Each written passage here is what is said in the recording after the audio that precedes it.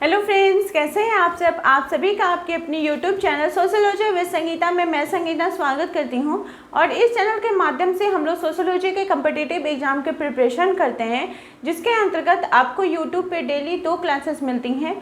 Morning के 8 बजे के क्लास में हम लोग कवर कर रहे हैं झारखंड माध्यमिक आचार्य के सोशियोलॉजी के सिलेबस को, और रात के 8 बजे कवर कर रहे हैं बीपीएससी टीआरई 4.0 और यूपी पीजीटी के सोशियोलॉजी के सिलेबस को, जहां पे आप लोगों को एनसीईआरटी सीरीज करवाया जा रहा है, जिसके अंतर्गत आपका एनसीईआरटी क्लास 11 और क्लास 12 के बुक में जो टॉपिक दिए गए हैं, जो चैप्टर दिया गया है, उससे रिलेटेड एनसीईआरटी बुक का तो मटेरियल आप लोगों को कराया ही जा रहा है, प्लस आप लोगों को एक्स्ट्रा मटेरियल भी उस टॉपिक से रिलेटेड करवाया जा रहा है, ताकि आप लोगों का एग्ज़ाम में कोई भी क्वेश्चन ना छूटे।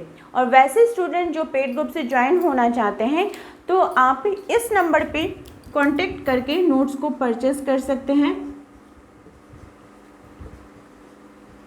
आपको एक मिनिमम फीस में आपको ओनली 1000 का पेमेंट करना होगा, जिसमें आपको पेपर 2 आपका जो जीके जीएस का 40 मार्क्स का पोर्शन है, वो आपको एनसीईआरटी एससीईआरटी का जीके जीएस का पोर्शन दिया जाएगा, प्लस आपको पेपर 3 यानी सोशियोलॉजी का स्टडी मटेरियल दिया जाएगा। और साथ ही साथ जो भी स्टूडेंट पेड ग्रुप से ज्वाइन होंगे, तो टीआरई 4 का जैसे ही नोटिफिकेशन आएगा, उसके बाद टेलीग्राम पे आप लोगों को डेली टेस्ट भी लिया जाएगा। अभी आप लोग इस पहले एनसीईआरटी क्लास को करिए, आपको जो नोट्स स्टडी नोट्स प्रोवाइड किए जाएंगे उसको आप लोग पढ़िए, और फिर जब नोटिफिकेशन आ जाएगा तो वहाँ पे आप लोग टेस्ट भी जरूर दीजिएगा। आपको तो नोट्स दिए जाएंगे, साथ ही साथ एक्स्ट्रा मटेरियल भी प्रोवाइड किया जाएगा, ताकि आपके एग्जाम के पॉइंट ऑफ व्यू से वो सभी आपको बहुत ही ज़्यादा हेल्पफुल हो। और वैसे स्टूडेंट जो इस चैनल के माध्यम से नए जुड़ रहे हैं, तो प्लीज़ चैनल को सब्सक्राइब कर लीजिए। इससे क्या होगा कि देखिए, क्लास की टाइमिंग तो सुबह के 8 बजे झारखंड माध्यमिक आचार्य के लिए है और रात के 8 बजे टीआरई 4 के लिए है, लेकिन बाई चांस नेटवर्क के प्रॉब्लम के कारण अगर टाइम पर अपडेट अपलोड नहीं हो पाता है क्लास, तो आप लोग चैनल को सब्सक्राइब करके बेल आइकन को प्रेस कर लीजिएगा। तो जैसे ही क्लास अपलोड होगा तो उसका नोटिफिकेशन आप तक पहुँच जाएगा, तो फिर आप लोग क्लास को देख सकते हैं।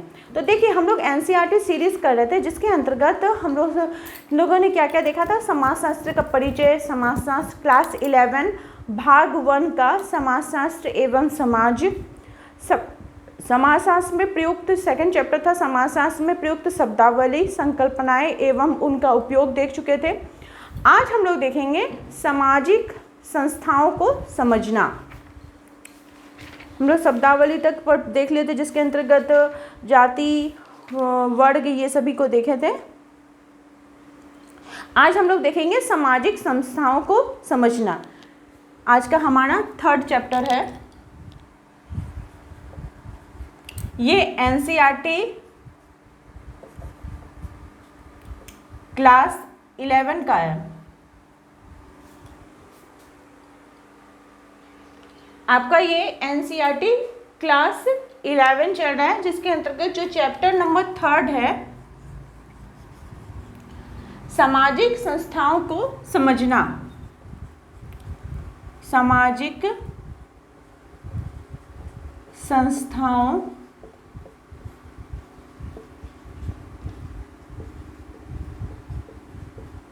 को समझना, ये हमारा चैप्टर है। इसके अंतर्गत हम लोगों को हमारे पाठ में क्या क्या दिए गए हैं, जिसको कि हम लोग को जानना है। तो सबसे पहले जानना है हम लोगों को सामाजिक संस्थाओं के बारे में। किसके बारे में? तो सामाजिक संस्था के संदर्भ में जो विभिन्न सामाजिक संस्थाएं हैं उनको। नेक्स्ट हम लोग को देखना है विवाह। क्या है हमारा टॉपिक? विवाह है। अब विवाह के अंतर्गत हम लोग क्या देखेंगे? तो विवाह के विभिन्न प्रकार देखेंगे, विवाह की विशेषताओं को देखेंगे। फिर नेक्स्ट है परिवार। क्या पढ़े? सामाजिक संस्था। तो ये सभी क्या है? सामाजिक संस्थाएं हैं, ठीक है। परिवार के अंतर्गत परिवार के स्वरूपों में परिवर्तन। क्या देखेंगे? परिवार के स्वरूप में परिवर्तन। और नेक्स्ट देखेंगे परिवार की उत्पत्ति के सिद्धांत, परिवार के उत्पत्ति के जो विभिन्न सिद्धांत हैं उनको देखेंगे। आज जितना ज़्यादा से ज़्यादा हो सकेगा हम लोग टॉपिक को कवर करेंगे, फिर कल के क्लास में करेंगे, क्योंकि एक क्लास में इतने सारे टॉपिक को कवर करना आपके लिए भी बोरिंग हो जाएगा और क्लास भी बहुत बड़ा हो जाएगा। फिर नेक्स्ट है नातेदारी, क्योंकि ये सभी क्या है, बहुत इंपॉर्टेंट है, इसलिए इनके कॉन्सेप्ट को बहुत अच्छे प्रकार से हम लोगों को समझते हुए चलना होगा। नेक्स्ट है आर्थिक जीवन एवं कार्य, आर्थिक जीवन एवं कार्य। नेक्स्ट हमारा जो टॉपिक है वो है राजनीति। ये सभी टॉपिक आपको किस में दिया गया है, तो एनसीईआरटी बुक में दिए गए हैं। नेक्स्ट है राज्य, उसके बाद नेक्स्ट जो टॉपिक है वो है धर्म, ठीक है। फिर धर्म के हम लोग गुण और दोष को देखेंगे, फिर शिक्षा,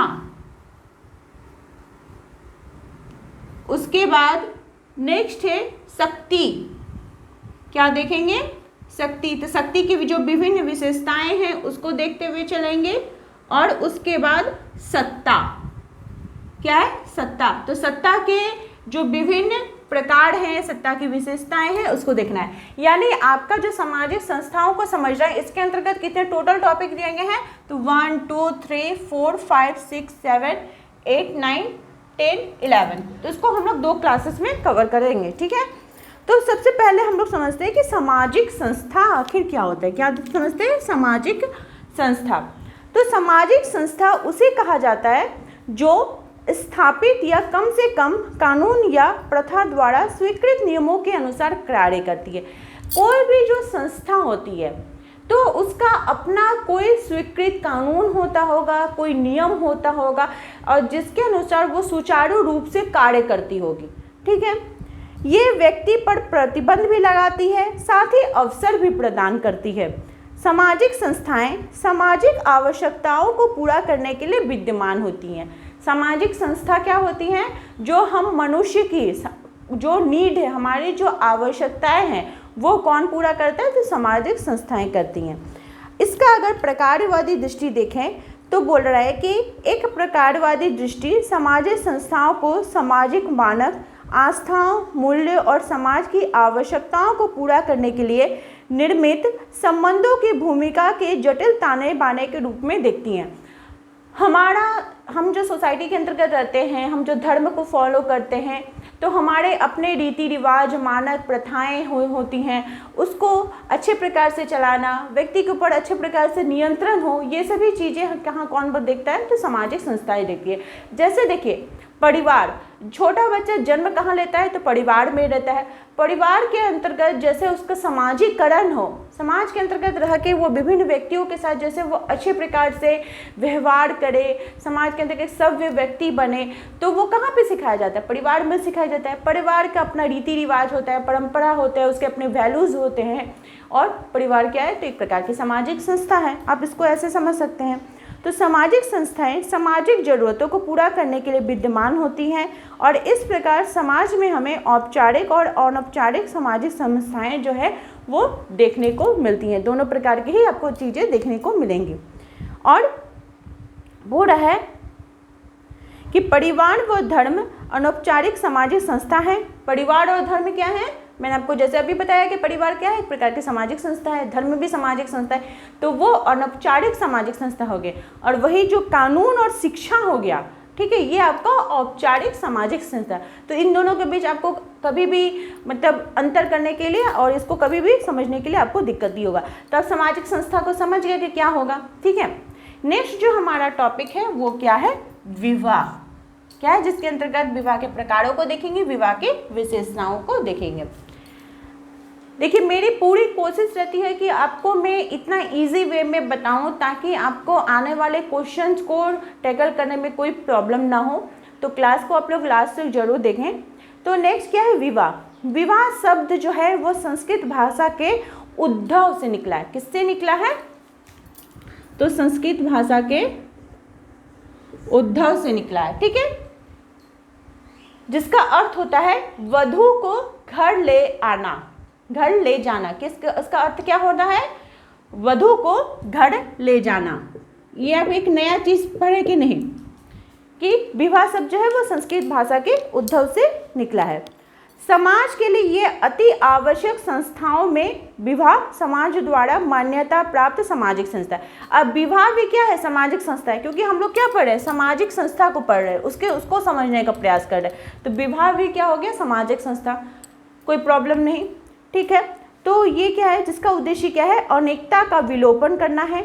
दूसरे शब्दों में अगर बात की जाए तो विवाह दो विषम लिंगियों को पारिवारिक जीवन में प्रवेश करवाने की सामाजिक, धार्मिक व कानूनी स्वीकृति देता है। विवाह का समाजशास्त्रीय उद्देश्य क्या है, स्त्री और पुरुष को एक परिस्थिति देकर, ठीक है, एक परिस्थिति देकर उनके अनुसार भूमिकाओं का निर्वहन करने के लिए। क्योंकि देखिए विवाह जो है वो क्या है, अर्जित परिस्थिति है, हमेशा याद रखिएगा, उसको आपको अर्जन करना पड़ेगा, उसके लिए कार्य करना पड़ेगा, उसके लिए आपको विवाह करना पड़ेगा, वो प्रदत्त नहीं है। विवाह क्या है, अर्जित परिस्थिति है। तो एक और कॉन्सेप्ट आपका क्लियर हुआ। फिर बोल रहा है आवास के नियम के अनुसार कुछ समाज अपने विवाह और पारिवारिक प्रथाओं में मातृस्थानीय और कुछ पितृस्थानीय है। कुछ समाजों में, सोसाइटी में आपको मातृस्थानीय विवाहिक परिवार देखने को मिलेगा, और कुछ समाज में, जैसे उत्तर भारत की अगर मेनली बात की जाए तो आपको कैसा देखने को मिलेगा, पितृस्थानीय देखने को मिलेगा। मातृस्थानीय परिवार में, अब इसको समझिए कि मातृस्थानीय परिवार क्या होता है। तो इसमें जो नव दंपति होता है वो पत्नी के अभिभावक के साथ रहते हैं, जबकि दूसरी स्थिति में जो नव दंपति पति के अभिभावकों के साथ रहता है तो उसको क्या बोला जाता है, पितृस्थानीय बोला जाता है। पितृतंत्रात्मक परिवार संरचनाओं में अधिकार और प्रभाव किसके पास होता है, तो पुरुषों के पास होता है। और मातृस्थानीय, पितृस्थानीय अलग हो गया, मातृस्थानीय हो गया, वधु के परिवार के पास जाके रखेगा। मातृ तंत्रात्मक हो गया कि जो अधिकार रहेगा, जो परिवार का मुखिया होगा वो कौन होगा, महिला हो जाएगा। और पितृतंत्रात्मक में परिवार का मुखिया कौन हो जाएगा, तो पुरुष हो जाएगा। इसके लिए विभिन्न समाजशास्त्रियों ने विभिन्न परिभाषाएं भी दी हैं। जैसे बोगार्ट्स महोदय बोलते हैं कि विवाह स्त्री और पुरुष के पारिवारिक जीवन में प्रवेश करने की संस्था है। विवाह क्या है, स्त्री और पुरुष के पारिवारिक जीवन में प्रवेश करने की संस्था है। मर्डक बोलते हैं कि एक साथ रहते हुए नियमित यौन संबंध और आर्थिक सहयोग रखने को विवाह कहते हैं। कपाडिया के अनुसार विवाह प्राथमिक रूप से कर्तव्यों की पूर्ति के लिए होता है, इसलिए विवाह का मौलिक उद्देश्य धर्म है। हो गया, विवाह को हम लोग समझ लिए। अब हम लोग को क्या पढ़ना है, विवाह के प्रकारों के संदर्भ में। तो टोटल विवाह के कितने प्रकार हैं, टोटल 8 प्रकार है। किसने इसके संदर्भ में बात की है, तो मनु ने बात की है। कितने बार बात की है, मनु ने 8 प्रकार के आपका देखिए 8 प्रकार के तो विवाह के बारे में बात की गई है। मतलब हिंदू विवाह के बारे में 8 प्रकार के। पहले हम लोग विवाह के प्रकारों के संदर्भ में देख लेते हैं कि विवाह के प्रकार कितना है, फिर हिंदू विवाह और ये सब चीज़ों को फिर बाद में देखेंगे। तो बोला जा रहा है विवाह के प्रकार, तो मेनली क्या है, ये 2 प्रकार के हैं। इसको पहले मैं नीचे इसको मिटा देती हूँ ताकि मुझको लिखने में सुविधा हो सके।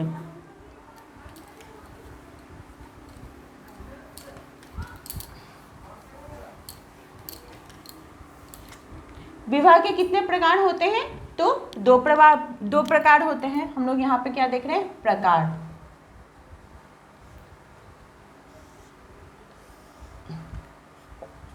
एक विवाही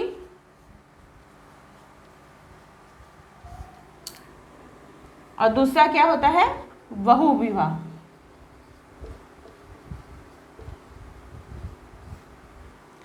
एक विवाह के अंतर्गत फिर कितने हैं, 5 प्रकार के होते हैं। कौन कौन सा, तो पहला है क्रमिक एकल विवाह। क्रमिक एकल विवाह। नेक्स्ट है एकल विवाह।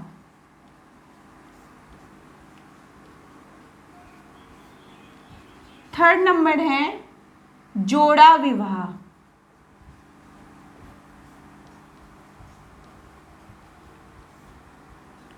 फोर्थ है मनोगिनी।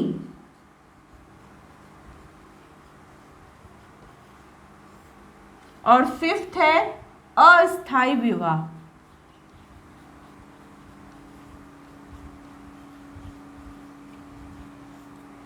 बहु विवाह के अंतर्गत क्या है? बहुपति विवाह। बहुपति विवाह, इसमें भी फिर आपको दो चीज देखने को मिलेगा। एक देखने को मिलेगा भातृ बहुपति विवाह और एक देखने को मिलेगा अभातृ। इसमें भी फिर आपको दो देखने को मिलेगा। पहला है भातृ और दूसरा है अभातृ।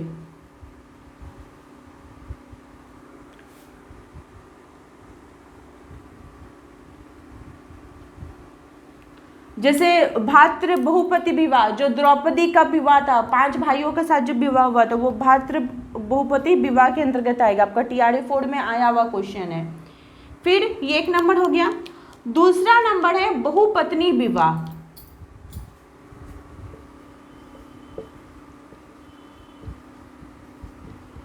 दूसरा क्या हो जाएगा? बहुपत्नी विवाह।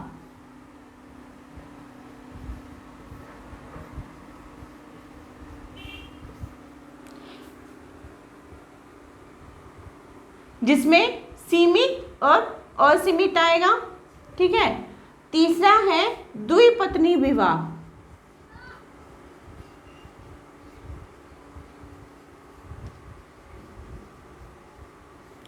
अब फोर्थ नंबर क्या है आपका? समूह विवाह।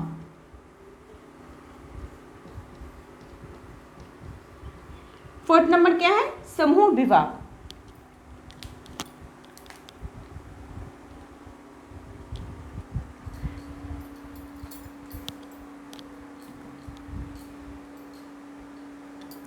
अब हम लोग एक एक करके इसको देखते हैं कि जैसे देखिए एकल विवाह। एकल विवाह किसको बोला जा रहा है? तो वह विवाह का स्वरूप जिसमें किसी एक समूह में कोई भी पुरुष एक से अधिक स्त्रियों से विवाह नहीं करता। मतलब एक पुरुष और एक स्त्री का जो विवाह होगा वो क्या कहलाएगा? एकल विवाह होगा। और ये किसमें पाया जाता है? तो हिंदू, खासी, संथाल और कादर जनजाति में। ठीक है। और इसी एकल विवाह के अंतर्गत आपको क्रमिक एकल विवाह देखने को मिलेगा। क्रमिक एकल विवाह क्या होता है? इसमें अनेक समाजों में व्यक्तियों की पहली पत्नी या पति की मृत्यु हो जाने पर या तलाक के बाद जो पुनः विवाह करने की अनुमति होती है उसको क्या बोला जाता है?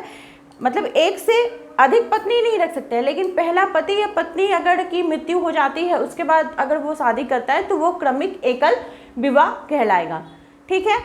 फिर नेक्स्ट है जोड़ा। क्रमिक एकल देखें हम लोग, एकल देखें। फिर है जोड़ा विवाह। जोड़ा विवाह क्या होता है? तो ये एक ऐसा विवाह होता है जो कि स्थायी संबंधों पर आधारित होता है। इसमें पति पत्नी की स्थिति क्या होती है? समान होती है। फिर नेक्स्ट है मनोगिनी। मनोगिनी का मतलब क्या होता है? इसमें पुरुष अपने परिवार की अन्य विवाहित स्त्रियों के साथ यौन संबंध स्थापित करता है। यह प्रथा जो है वो पॉलिशियाइन समाजों में देखने को मिलती है। मतलब क्या बोला? इसमें जो पुरुष होता है वो अपने परिवार की अन्य विवाहित स्त्रियों के साथ अगर यौन संबंध स्थापित करता है तो वो क्या कहलाता है? पॉलिनेशियाई समाज में ये प्रथा देखने को मिलती है। इसको मनोगिनी बोला जाता है। क्या बोला जाता है? मनोगिनी बोला जाता है। फिफ्थ है अस्थायी विवाह। इसमें स्त्री परिवार के अन्य सदस्यों के साथ भी यौन संबंध अस्थायी या स्थायी के रूप में स्थापित करती है, तो इसको अस्थायी विवाह बोला जाता है। तो ये किसके अंतर्गत था? एक विवाह के अंतर्गत था। किसके अंतर्गत? एक विवाह। अब हम लोग देखते हैं बहु विवाह के अंतर्गत। तो बहु विवाह के अंतर्गत इसमें क्या होता है कि ये एक ऐसा विवाह होता है जिसमें एक पुरुष या स्त्री एक से अधिक स्त्रियों के साथ वैवाहिक संबंध स्थापित करता है। तो सबसे पहला क्या है? बहुपति विवाह। बहुपति विवाह में क्या होगा कि एक विवाह में एक स्त्री एक समय में कई पुरुषों के साथ विवाह करती है तो वो क्या कहलाता है, बहुपति विवाह कहलाता है। इसके अंतर्गत भी भातृ और अभातृ देखने को मिलता है। जो भातृक बहुपति विवाह है इसमें जो पति होंगे, मतलब मान लीजिए 5 पति के साथ विवाह, वो पांचों क्या होंगे, आपस में भाई होंगे, और अभातृ में क्या होंगे, सब अलग अलग होंगे।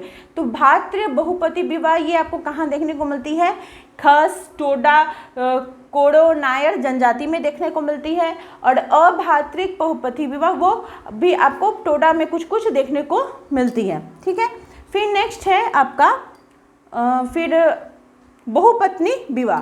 बहुपत्नी विवाह क्या होता है कि इसमें एक समय में एक से अधिक स्त्रियों के साथ जो विवाह होता है, मतलब बहुत सारी पत्नी रहेगी, नाम से ही पता चल रहा है, तो वो बहुपत्नी विवाह हो गया। द्विपत्नी विवाह, तो द्विपत्नी विवाह क्या हो जाता है, इसमें एक जो पुरुष होता है वो एक साथ 2 पत्नी को रखता है। ठीक है, क्या करते हैं, एक साथ 2 पत्नी को रखता है। और साधारणतः जब पहली पत्नी मायके में रहती हो या अस्वस्थ हो तब वो विवाह मतलब संबंध स्थापित करता है। नेक्स्ट है समूह विवाह। इसमें पुरुष का एक समूह की महिलाओं के साथ समूह विवाह होता है और ये मेनली क्या ऑस्ट्रेलिया के जो डेरी जनजाति है वहाँ पे देखने को मिलता है। कहाँ देखने को मिलता है, डेरी जनजाति में। तो कंफ्यूज नहीं होइएगा, विवाह के कितने प्रकार होते हैं, 2 प्रकार होते हैं, एक विवाह और बहुविवाह। फिर ये सारे रूप होते हैं, आप लोगों को नोट करना है तो आप लोग नोट कर लीजिए। फिर नेक्स्ट हमारा टॉपिक है कि विवाह की विशेषताएं।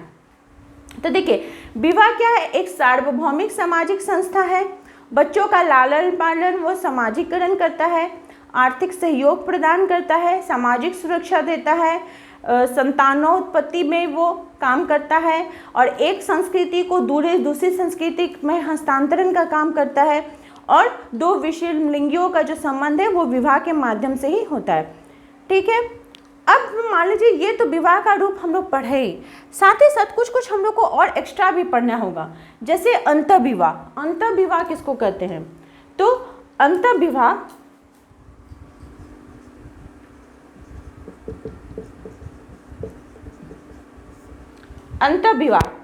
इस नियम के अनुसार, कॉन्सेप्ट को समझिए, इस नियम के अनुसार एक व्यक्ति को अपने समूह के भीतर ही विवाह करने की अनुमति रहती है। अंतः मतलब एक व्यक्ति को विवाह कैसा करेगा, तो अपने समूह के अंतर्गत ही विवाह करने का उसको अनुमति रहता है। यहाँ समूह से तात्पर्य क्या हो जाएगा, अपनी जाति, उपजाति या सांस्कृतिक समूह से है। और ये जो प्रथा है ये हिंदू जाति, टोडा और भीलों में पाई जाती है। यह जाति व्यवस्था के अंतर्गत एक जाति के सदस्यों की अपेक्षा की जाती है क्योंकि वो अपने जाति के अंदर ही विवाह करेंगे, लेकिन इसके साथ ही साथ उनसे यह भी आशा की जाती है कि वो अपने जो निकट संबंधी जैसे गोत्र पिंड हो गया तो उससे विवाह लेकिन नहीं करेंगे, उससे मतलब दूर का करेंगे। ठीक है, तो वो अंतर्विवाह होता है। फिर नेक्स्ट है बहिर्विवाह। क्या होता है, बहिर्विवाह।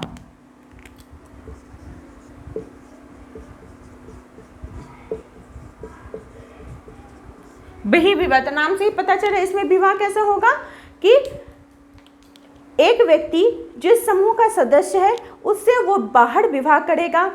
जैसे उत्तर भारत के गांवों में इस प्रकार की विवाह की प्रथा देखने को मिलती है। इस प्रकार के विवाह को खेड़ा बहिर्विवाह के नाम से भी जाना जाता है। गोल या एकड़ा गांव के लोग अपनी कन्या का विवाह कस्बों के लोगों के साथ कर देते हैं, परंतु एकड़ा गांव के लड़कों के लिए अपनी कन्याएं नहीं देते। ठीक है, बाहर से करते हैं। यह विवाह उत्तर भारत के कुछ गांव में देखने को मिलता है, मैंने बाहर होता है। ठीक है, अब हम लोग देखेंगे अंतर्विवाह देखे, बहिर्विवाह देखे। अब जो नेक्स्ट देखेंगे कि विवाह की उत्पत्ति कैसे हुई है। तो इधर मैं मिटा देती हूँ ताकि लिखने में मुझे सुविधा हो। ठीक है, इसको मिटा देती हूँ।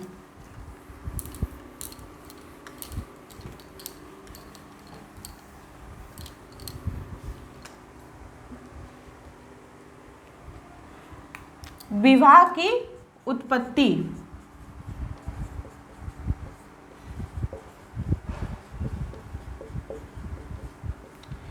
ठीक है, मतलब ओरिजिन ऑफ मैरिज।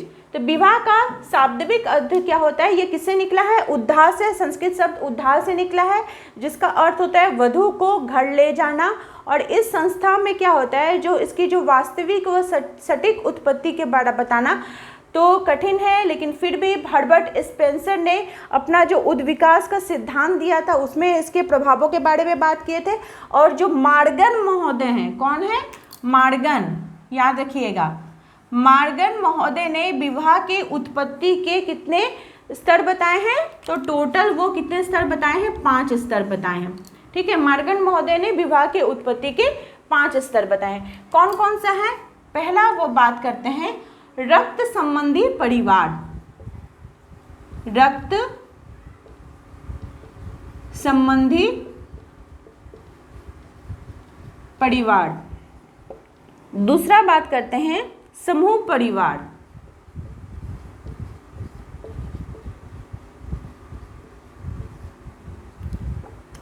तीसरा बात करते हैं सिंडेशियन परिवार,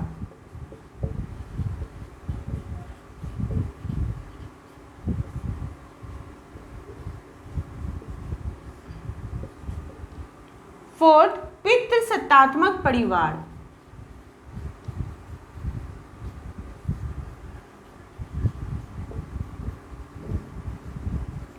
और विवाह की उत्पत्ति का 5वां क्या है, तो वो है एक विवाही परिवार, एक विवाह परिवार, जो कि हमारा जो वर्तमान समय है वो कैसा है, तो वो एक विवाही परिवार के अंतर्गत है। और विवाह की उत्पत्ति का दूसरा सिद्धांत वेस्टरमार्क ने दिया है। उनके सिद्धांत के अनुसार विवाह का स्वरूप प्रारंभ से ही है और एक विवाह वाला रहा है। तो वेस्टरमार्क बोलते हैं जो एक विवाही परिवार वो पहले से ही है, ये उनका सिद्धांत। ठीक है, तो इसमें कंफ्यूज नहीं होइएगा। आई होप आप लोगों को आज की क्लास से हेल्पफुल लगी होगी। कल की क्लास में हम लोग परिवार, नातेदारी और बाकी जितने भी टॉपिक है जैसे राजनीति, राज्य, शिक्षा, धर्म, इन सभी से रिलेटेड हम लोग इम्पॉर्टेंट पॉइंट्स को कवर करेंगे। इसी प्रकार से आप लोग चैनल के साथ बने रहिए। आप सभी का मेरे चैनल में बने रहने के लिए बहुत बहुत धन्यवाद।